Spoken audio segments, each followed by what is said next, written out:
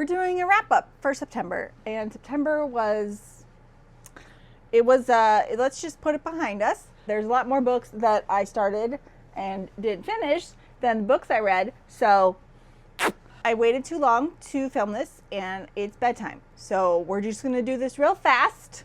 It's gonna be a fast video. The thing is, I was trying to finish my book before I filmed this video so I could get it in for October. But I think what I'm gonna have to do instead is in the morning when I'm editing this, Ashley will pop in when it's time to talk about that book and confirm my suspicions, but we'll talk about that in a second. For now, this is how speed round wrap-ups are going to work. I've done one of these so far. It went well. We're going to do it again. Hopefully it goes just as well this time. Hello. First interruption of editing Ashley. I'm at work filming this on my lunch break, and I'm in a conference room so that nobody hears me. I'm talking softly into my microphone. You may have noticed the time count on this video is like 40 plus minutes, and that is because I just kept talking. I did not remember to shorten anything. I just had a lot to say. I think this concept has sort of become a crutch for me, a way for me to be like, hey, I'm going to film this video, but don't worry, it's going to be short. You don't have to do a lot of thinking, or this isn't going to be a huge time commitment, but guess what? Once I get going, I just keep talking. So some of these books are in short form and some are not. So you're welcome. Okay, bye. Instead of talking endlessly and blabbering without structure about these books, what I'm going to be doing is taking a book, the title, the author or authors, the genre, a very brief 1 to 2 sentence summary, and a very brief description of why I rated it the way that I did. And that's it. Now, normally I do wrap-ups from least liked to most liked, but instead, as to preserve a sense of surprise-ish, that doesn't even work because I'm talking about them within, never mind. We're talking about books by genre, and then within the genre, I'm going to be starting with the books I liked the least and going to the books I liked the best. But before we get to the books I actually finished and rated, let's talk about the books I DNF'd, and there are quite a few this month.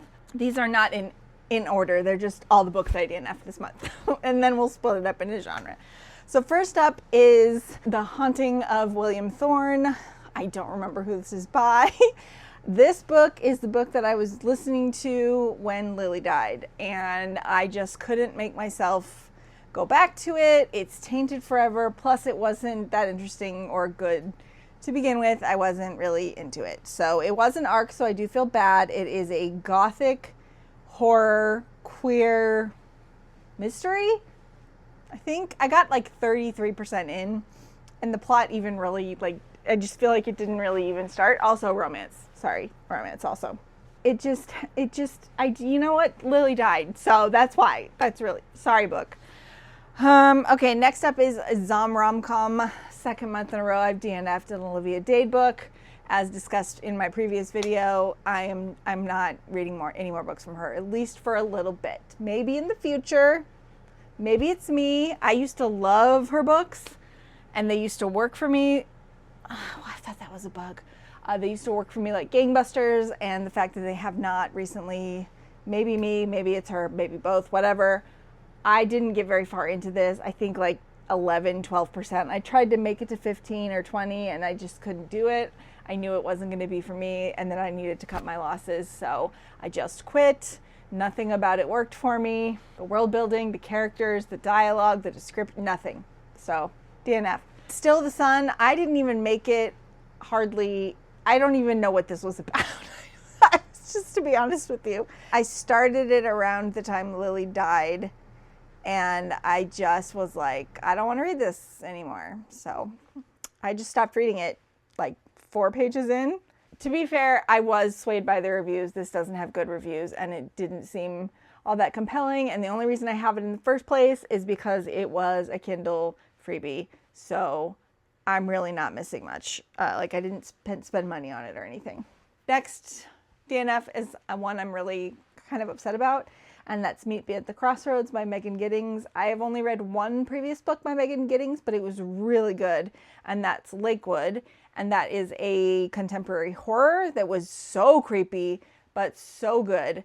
And I really recommend that one. But this book, I feel like it just tried to do too much and didn't do anything at all at the same time. It is actually a contemporary fantasy set in an alternate-ish world where these doorways have opened up and then people start like religions based on them, and like there's something about dead people coming back to life and like ghosts, and I to be honest with you, I just nothing worked. I didn't care, and I was like 30% in, and I was like, I still don't care. I don't really know what's happening. I don't know what's going on here, so I just DNF'd it. And then the last DNF that I have is The Macabre by Kosako Jackson. This was my first book by this author. It probably will be my last. Nothing about their previous books appealed to me, and this is the first one that has appealed to me, and it was a failure. I did not like anything about this except for the premise. So this is a horror, mystery, romance? It's got romance in it? I don't remember. But it's about an artist, and he's recruited by some British governmental organization, and to have his painting in like a famous museum, but it turns out the only reason they want him is because he has this ability to like go into paintings or something. I don't know. I didn't even get that far. The way the story was told was so utterly non-compelling, I could not pay attention to it. I don't know. It didn't feel like a story to me. And I didn't really like the characters. And also, I was listening to it on audio, and I knew going in that Kevin Arfrey wasn't my favorite. I've liked books and disliked books narrated by him previously, but he's never really done anything for me. So in this case, he was sort of a neutral, but also I don't think he brings anything to the table. So like a more talented narrator maybe could have saved it kind of thing. But I know people like his stuff, especially for Murderbot. I think he's awful at Murderbot and okay at other stuff, but he didn't help the situation. Anyway, DNF. Okay, that's probably the most I'll talk about any of these books, because we're going fast and we're already at 7 minutes, so I'm failing at being fast. First up, let's start with the physical book that I have because I liked it less than the digital, and that is The World Record Book of Racist Stories by Amber Ruffin and Lacey Lamar. This is a sequel of sorts, but it's nonfiction. It's not really a memoir. This is their first book, which I read on audio and I really enjoyed. I always forget the name. Something What Happened to Lacey. I don't know. I'll put it here. I really enjoyed that book. I did it by audio. It is a book about the racist things that have happened to Lacey Lamar, who is Amber Ruffin's sister. That book was enjoyable. This book it felt, to be honest with you, try hard. It felt poorly done and try hard. I think it's a combination of things. I think that the audiobook really does the work. And I didn't do the audio this time. I did a hard copy, and I think if I would have done the audio, it would have gone up half a star at least, just because Amber Ruffin and Lacey Lamar are so charming. I also think it would have disguised especially Amber's writing, which really is much, much, much weaker than her sister's. But I also think that the fact that this was a sequel, just maybe it didn't need to exist. Like, they had to stretch the premise. And this time they brought in their other family members and friends. And it just diluted the experience. And it was fine. I got through it super fast, but it wasn't as good as the first one. And if they do another one, I probably won't read it. Okay, second nonfiction book, Quiet Damage. It's got a really long subtitle that I'm not going to say because I don't have it with me. That is by, it's by Jessalyn Cook. And it is a deep dive into what QAnon and conspiracy theories have done to the American family, or the family as a unit, and how these conspiracy theories grow and how sometimes they are debunked. So it follows 5 families, 5 people who fall for the QAnon, and some who get out of it and some don't. And it is extremely close to those people. She must have either embedded herself into their lives or done really extensive interviewing. It was fabulous. I don't normally like to read about this topic because it upsets me, but it was so empathetic and so clearly told. It really was a fantastic book, and the audio was great. I cannot recommend it highly enough. especially for weenies who don't normally like to read books about tough subjects like me. It's just one, it's a good one, and I feel like it was really palatable, and I was able to listen to it super quick and get a lot out of it. I rated that 5 stars, by the way, so yay. Next up, we have contemporary / literary fiction, and I read 2 books in this genre this month. First up is a book I started back in May before I got my gallbladder removed, and then I got just derailed. That's the story of my life lately, is derailment, and that's My Friends by Frederick Bachman. I had to finish it because we had our book club this month, and it was a book club pick, so I read the second half real quick in the morning before book club, and actually, you know, it was great. I ended up giving this 4 stars. Frederick Bachman wrote a story about friendship, basically, and art. So if you like those things and you like Frederick Bachman's style, you will probably like this. As we talked about in my book club, he's a very emotional writer. So if you're not on the same emotional wavelength as the book at the moment, probably won't work super well for you. We had some people in our group who were just like, it bounced right off them and they really didn't like it. Even people who've read his books and liked them before. But I enjoyed my time with it. It's not my favorite of his. That's Still Anxious People. But I enjoyed it. 4 stars. It's Definitely Better Now by, what's her name? Ava Robinson. I really enjoyed this, and I am so glad that I ended up picking this for my book of the month. This is a book about a young woman who is coming up on her first year of sobriety, and she spent the last year really working on herself and going to meetings with AA religiously, and her AA group is really intense, and it's a little bit more culty than your average AA group. So she sort of has to like find her way in life as a newly sober person and finding out who she is when she's not drunk. And also like that includes maybe this AA group. It just isn't the best for her. I really liked her. What was her name? Emma. I really liked Emma. I really liked the writing style of this. I will definitely read more books by Ava Robinson. This is the kind of literary fiction / contemporary fiction that I like to read, that is like about normal people but with like a hook.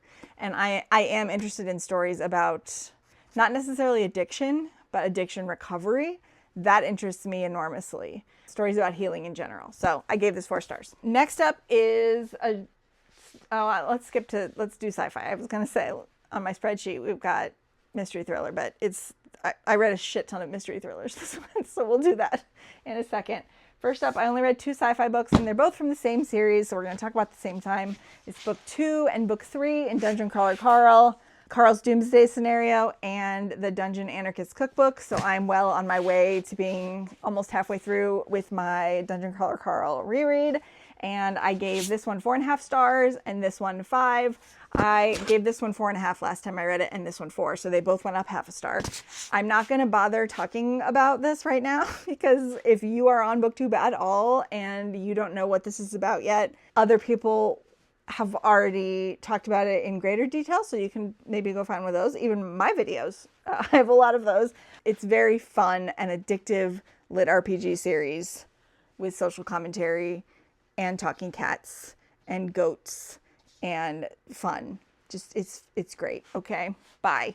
Now let's talk about mystery thriller. Like I said, I read this. This is my most read genre this month. I would not be surprised. Mystery thriller, specifically mystery, was my most read genre of the year for like the first time ever. Usually it's fantasy, but I feel like I've been reading so many mystery thrillers this year.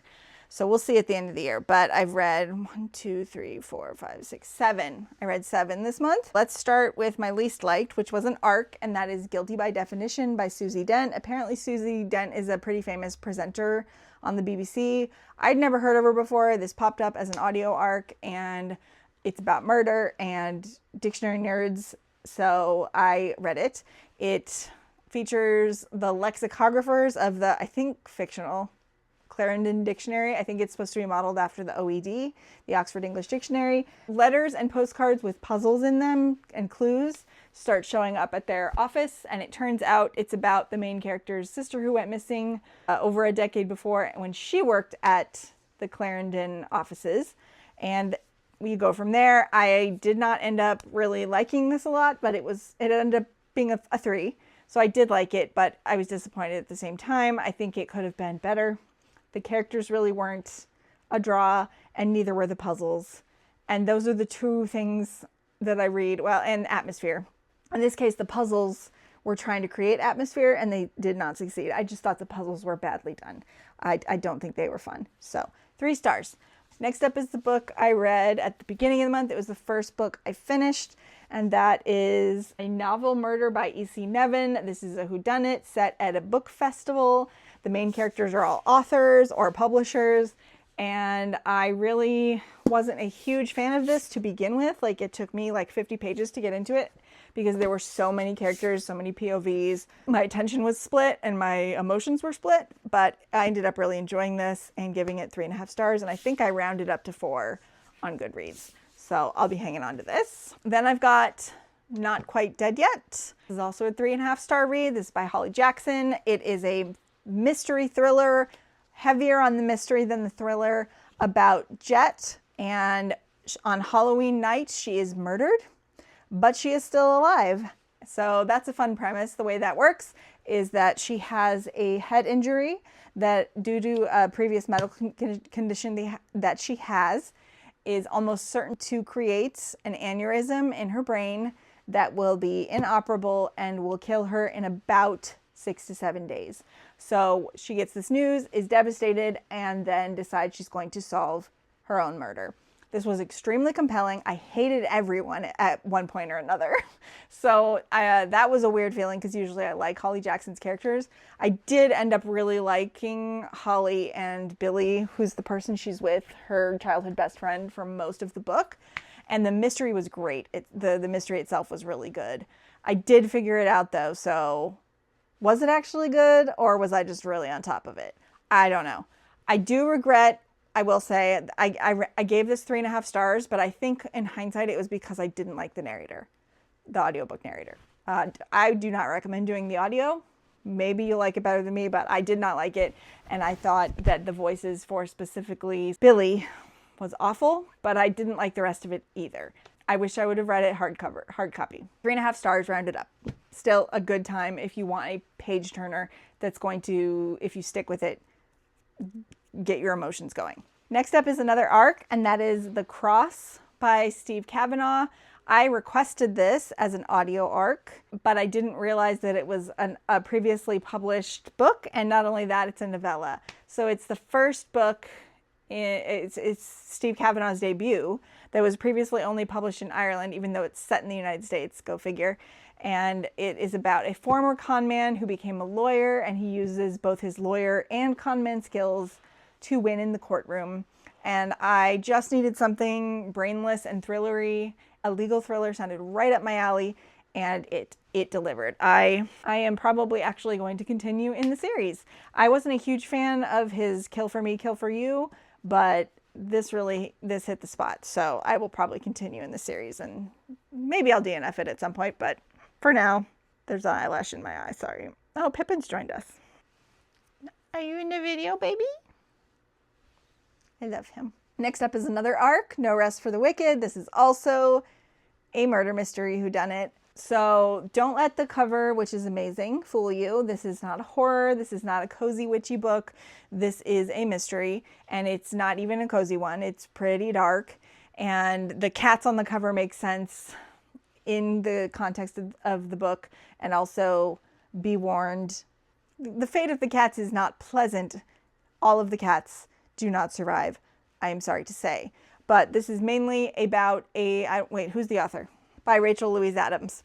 This is about a young woman who left town as soon as she could, as soon as she graduated high school, basically, after something really terrible happened to her and sort of her family life fell apart. She just ran away to California and never returned, and it's been almost 2 decades, and now she's a very successful pathologist, forensic pathologist. She has, the FBI calls her saying her dad, who is a former senator and the former mayor of the town that she lives in, which is famous for being a Halloween tourist destination, which does play into the plot, but isn't like Halloween Town kind of stuff. Like, don't go in expecting that. You know, the main focus is the mystery and the history of these characters and what actually happened back in the day and what's happening now. She ends up being a part of the investigation, dragged in by the FBI, and looking into her father's disappearance, which she believes is actually a murder, but she doesn't have any way to prove that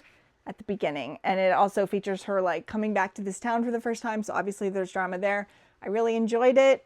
I ended up giving it 4 stars. And then the last mystery thrillers that I read, first up we've got The Chain by Adrienne McKinty. This is a book I've owned forever. I got it on Book Outlet a really long time ago. See the little dot? It is a straight up thriller. It is about a woman who is 6 months out being in remission from breast cancer, and she divorced, which apparently that's a really common statistic, is that when women get cancer, their husbands divorce them.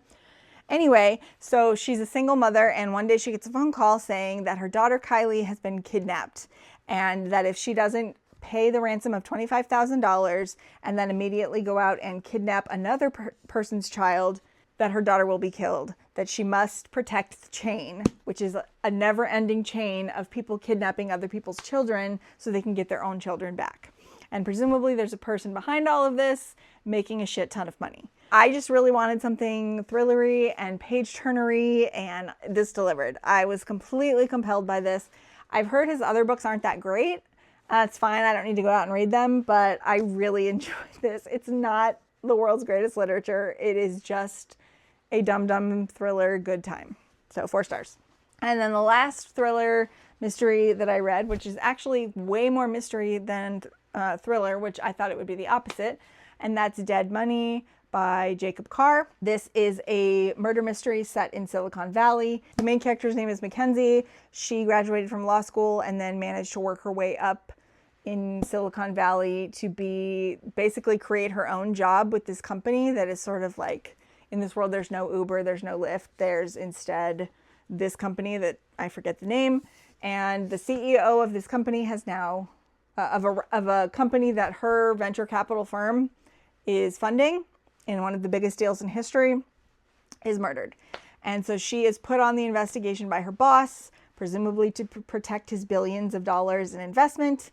And then it gets really complicated from there, but it was also really fun and a really compelling read. I thought it might be like unpleasant a little bit with like the Silicon Valley bro, tech bro aspect of it. But the fact that the main character is a woman and that she's so knowledgeable about what's going on, but she's also still kind of an outsider, is great. So I really had a good time with this. 4 stars. Next up is horror. I almost forgot horror and then moved on to fantasy, but horror and then fantasy and then we're done. So I read 2 horrors. One of them I didn't really like. The other one I thought I wasn't going to like, but I did end up liking it. So first up is Bless Your Heart. I think I've seen other people classify this not as horror, but I think that it was. It is not a funny, cozy, good time. It is like kind of a slashery. And it's about these women in this funeral home. Generations of them have known about these creatures that aren't vampires, but they're kind of like vampires. I forget the name. Strega? People start dying. There's like a Strega outbreak and they have to combat it. And I liked a lot of aspects of the book, but I don't think the author really had a handle on her craft. I think that the dialogue was weird. I think the pacing was weird. I think the tone was weird. It just didn't all really come together for me in like a whole story. It felt really disjointed, and like I kept asking myself, why are you doing that? Why is that character doing that? Like, what is the point of this? And it just wasn't that fun of a reading experience. I don't mean funny, I mean fun. Like, because I can have fun when there's gross stuff going on, or if there's not really any laughs to be had. Those two things aren't related. So anyway, I gave it 3 stars. And then the second horror book that I read this month was Play Nice by Rachel Harrison. I was pretty disappointed by her last book, So Thirsty. And so when I was enjoying this book at first, and then it kind of, in the middle, I was kind of like, oh, am I going to like this? I don't know. I guess it all depends on the ending, but it took me almost all month to listen to it because I just was unsure of it. Now, important context here, I'm going to go a little long on this one because to understand the fact that I ended up giving it 4 stars is pretty remarkable considering I do not like possession stories, and this is a possession story. And at the core of most possession stories are that the demon or the whatever is going on that's doing the possessing is a metaphor, however subtly or not subtly. We're less on the subtle end on this one, which is something I like about Rachel Harrison. I don't always like subtlety in my books, so sue me. It's like a metaphor for like the breakdown of human relationships, most often familial human relationships. And that is very much the case in this book, because the whole book, the premise is that their mother dies, and their mother gave up custody of them when they were small. There's 3 sisters. Main character's name is Cece. She's the youngest, and they lived in a house that was infamously haunted. Their mother wrote a book about it that didn't sell very well, but for a while the house and her were pretty infamous. And then the dad filed for custody of the kids, citing abuse from the mother and her mental state, and that she just couldn't care for them. And so then these girls were brought up, their mother was the bad guy who didn't love them enough to keep them, kind of a thing. So now when the mother dies, there's this whole thing. And it turns out that all the girls promised not to read their mother's book. Their dad made them promise. That's a red flag. What I ended up liking about this book is that there wasn't a pure happy ending for everything, and it also wasn't purely scary. It was like an in-between. I thought I might feel bad there somewhere in the middle if there wasn't like the right kind of catharsis at the end between her family and everything coming out and what ended up happening to the demon into the house. But the ending saved the book for me. I was almost going to give it 3 stars. And then I was going to have to retroactively go back and lower So Thirsty to 2.5 because I like this more. But then the ending saved it, and it sort of brought everything together. And I think if I read it again, maybe not by audio, maybe if I did it by book, and so I can go faster, that slog would feel less sloggy. Sometimes audiobooks are the faster way to do it for me, and then sometimes they're slower. And I think in this case, this was the slower option. I think if I was reading it physically, I would have been like zoomed through that book. I did end up really liking this. It's probably about par for me with the first book I read from her, which was the witch book with the spider who wears clothes. Do you guys know what I'm talking about? Why can't I think of the name of this book? I don't own it. So it's about on par with that. Did end up really liking it. Now let's move on to fantasy. I mentioned in my favorite standalone fantasy books video that a copy of The Farthest Away Mountain was winging its way to me, and I did end up reading it the day that it came in the mail. Pretty much held up. Like, previous me was like, this is amazing, oh my god. Now me is like, okay, well, I see the strings. But it was still good. Lynn Reed Banks still has it. So now, like, the nostalgia is only been fed, and now I'm hungrier for it. So I think I have like 5 of her other books, 6 maybe, over there. So I think I might reread them soon. You might be hearing from me about this again. Anyway, that's The Farthest Away Mountain. Good time. I gave it 4 stars. This is when we're going to, editing Ashley, insert your thoughts about Thief of Night here. Now me thinks it's going to be 4 stars. What really happened though? You tell me. After you finish filming this video in like 3 to 5 minutes, you will know. Go. Okay. So, Thief of Night. I have not finished it yet. So, I'm going to finish it tonight. It's fine. I'm like 50 pages away from finishing it. I forgot that I get sleepy at night, and also that I had to edit this video this morning, so didn't have time to finish the book. Unless something goes very badly wrong, this is going to be 4 stars. It is by Holly Black. It is the second and final book in the Charlatan duology about Charlie Hall, who is a former con woman who has gotten herself mixed up in shadow magic. There is a lot of focus on my favorite parts of the first book, which had to do with her boyfriend, Vince. I really am enjoying this so far, and like I said, unless the ending totally biffs it, it's 4 stars. Okay, bye. Okay, we're back. Hopefully things went well. Next up, we have The Night and the Moth by Rachel Gillig. This was an impulse pickup. I did not have this on my TBR, but everybody's been talking about it, and I just wanted to find out what the deal was. And I did. This was my first Rachel Gillig book. I didn't read her debut book or that duology, but I really enjoyed this. It didn't blow my socks off, and I skipped the chapter with the sex scene entirely. It's just a chapter of sex, and I was like, I'm good. I don't need that. So we're gonna keep going. I really liked the world building in this, and I liked the main relationship between the two characters, not for the romance reasons, but just because they had really good chemistry and it was fun to watch them banter with each other and talk to each other. It also has a quest structure, so I enjoyed that as well. So I would say this is more fantasy than romance. It has like a romance subplot. And the main character's name is Sybil. She is a diviner. She, when she drowns in this magical pool, in this monastery, or not monastery, abbey, I forget what they call it, cathedral, she has visions of the future. Like she can divine the future for people, and they pay to have this done.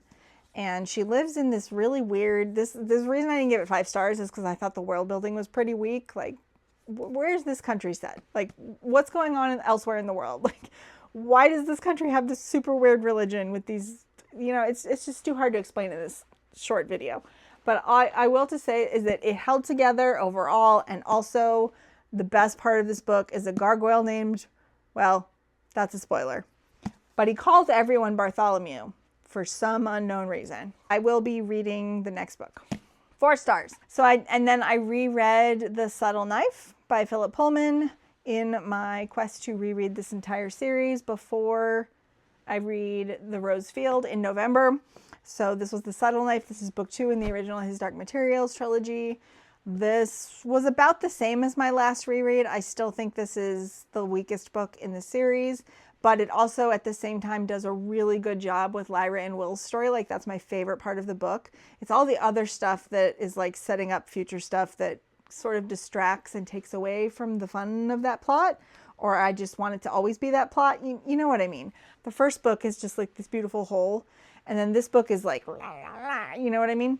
Maybe you don't. Who cares? It's fine. 4.5 stars. The audiobook read by the author and a full cast is still great. And I'm number 5 on hold at the library for the next one. And then with that comes the last thing that I read this month. I basically last night picked up the 3 volumes that I had out from the library of Frieren Beyond Journey's End, which is a manga that I started reading a couple of months ago. I read the first 3 volumes. I think I read the first one for a challenge, and then I just kept going. This is now my favorite manga. I mean, that's not saying a lot. I haven't read a lot of manga. Usually I just read the ones everyone says is really good. But this is my favorite so far. What it's about is Frieren, who is this person in the front.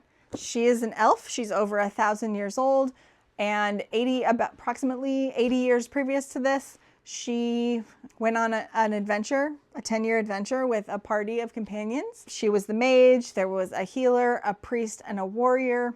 Wait, no.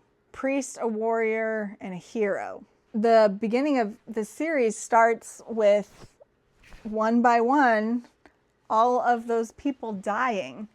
And that sort of galvanizes Frieren into realizing that she's spent 1,000 years basically, and magic has been the only thing that has been consistent in her life, and she has not nurtured her relationships with mostly humans, but other beings as well. There are not many elves in the world, so she doesn't really have that.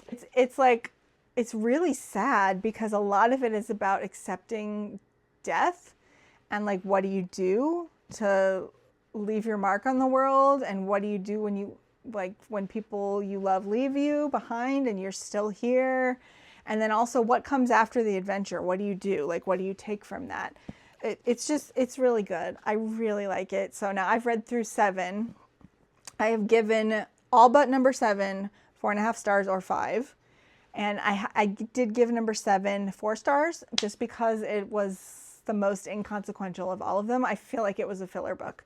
The most important thing that happened in that book was the first issue in that volume, which was the conclusion to what happens in number 6. And then from there, there's like a series of really unconnected, very small stories before another story arc, I think, kicks off in volume 8. This is great. If you like visual storytelling, highly recommend. I did also start the anime last night, but bad news, I forgot that I had paused Netflix as of September 30th. So when I woke up this morning and I was halfway through episode 2, I could no longer watch it. And now I have to wait until payday because I don't budgetary wise, that's not a good idea. That is all of the books I read this month. Now I did, when I mentioned over on my community post tab that I was doing this, I said if anyone has any questions they want to ask me, like Books and Lala has her subscribers do sometimes, feel free. I just kind of threw it in there on a whim. So, and I did have 2 people ask me questions. So let's go first. First up, we have Shauna Reads a Lot, and she says, which cover most closely matches your current mood, and which book would you want to have a sequel? Sorry, I don't know if Shauna's a she. I just assumed. They. Shauna. Hi. My current mood. I don't know what my mood is. Let's see. At this moment, when I'm tired and cranky and a little depressed, I think probably this cover. You can see the little man with the blood, gold blood dripping out of his head because he's shot in the head. You know, I feel like that's pretty evocative of this current moment for me. Which book would you want to have a sequel? I am a sequel hater. Unless the book is meant to have a sequel from the beginning, I always think it's a bad idea. I've been proven wrong a couple of times, but for the most part, books that I thought should not have sequels should not have had sequels. I will admit to you, I was wrong about Vera Wong. Vera Wong should absolutely have had a sequel, and it will have more, and I will rejoice. But that's like the rare circumstance. I don't think that any of these books should have sequels that don't already have them. Okay, and then Chantaal asked me, which 4 or 5-star book this month would the you from 10 years ago find the most surprising that you liked? All right, what were my 5s? Dungeon Anarchist Cookbook was a 5. That was it. Those were my only 2 5s. What are my 4s? Well, let's do 4.5. Fearin', The Subtle Knife. Well, this is a poopy month to ask me this question. I guess I'm going to go with Play Nice because it's horror. Next month, I would have had a better answer to this question. Pippin's Got the Zoomies. I don't know if you guys just saw that. He's bouncing off the walls, quite literally. I thought I hated, 10 years ago, I thought I hated horror. The fact that I have read all but one of Rachel Harrison's books and liked all of them but one that I have read is very surprising. Although I feel like 10 years ago me would have been like, but that's not real horror, so I still don't like horror. So that's why I'm a little disappointed that you asked this question this month, because I feel like I would have had a better answer any other month of the year. But this month specifically, I was just reading things that were comforting. And so therefore, past me would have been like, yep, that makes sense. Like this book, I would have ate this up at any age. So this is a 42-minute video. This was supposed to be short. I wonder how much of it I can cut out. Next time, I'm going to not tell you when I'm doing this. The short thing. Let's see if I can do it. Whatever. Okay, maybe I'll cut it down. Maybe it'll be 30 minutes. Maybe there's 12 minutes of nonsense. There's not going to be 12 minutes of nonsense. I failed. This is not a short video, and I only read 29 books. I swear to God, the last time I did this, I had like 30 something, high 30s, and it was like a 30-minute video. That's just what you're going to get on this channel. Thank you so much for watching. As always, if you haven't yet and you liked this video, please don't forget to give me a like and subscribe if you want to. I really appreciate it. Commenting, liking especially helps with the algorithm. So if you don't have anything to say or about any of these books or whatever your favorite books were of the month, then please leave me an emoji. Please leave me a knife emoji for all of the murder mysteries that I read this month. Just to let me know that you were here and to help with the algorithm. And then coming up in, announcement. Okay, so 2 things. Next month, spooky season. Tomorrow, spooky season. I am doing my 31 books of Halloween. I will be having weekly check-ins for that. So every Saturday, except for this weekend, it's going to go up on Sunday. But every Saturday after that, I will have a check-in about the books that I have read so far in my attempt to get 31 books of Halloween read. We'll see how many I finish and how many I DNF. Hopefully I'll get through all of them plus some, but I don't know if that's going to happen, to be quite honest with you. A structured TBR doesn't seem like the thing that's going to do it for me right now. And then I also have 4 other videos planned for midweek releases. So look forward to that. And then also, I wanted to make sure and get this posted today for sure because Aardvark books drop on the 1st of the month at 8 a.m. So that will be happening first thing tomorrow. So the closer this, if you are wanting to sign up for Aardvark and you haven't yet, now would be the perfect time because I am now an affiliate for Aardvark. If you join Aardvark or you want a second box, whatever, this month is great, their picks. You can use my code PIPPIN, all caps, PIPPIN, for your first book for $4. Aardvark, I have really loved being on their subscription these last 3 years. They have such fun, like off-the-wall picks that aren't generic and mainstream. Like they have lots of horror, lots of darker fantasy, epic fantasy, romance, and some of it is pretty spicy. Like they've had, I mean, the book sucked. I thought it sucked. They've had a Lana Ferguson Omegaverse book. They're 2 of the books, they spoiled this so I don't feel bad. 2 of the books coming up tomorrow are special editions of Bride and Mate by Ali Hazelwood. So if you're into that, they are pretty cool. So anyway, yeah, use my code PIPPIN. I will have it down below if you want to use it in the future, and it will be in all of my future videos.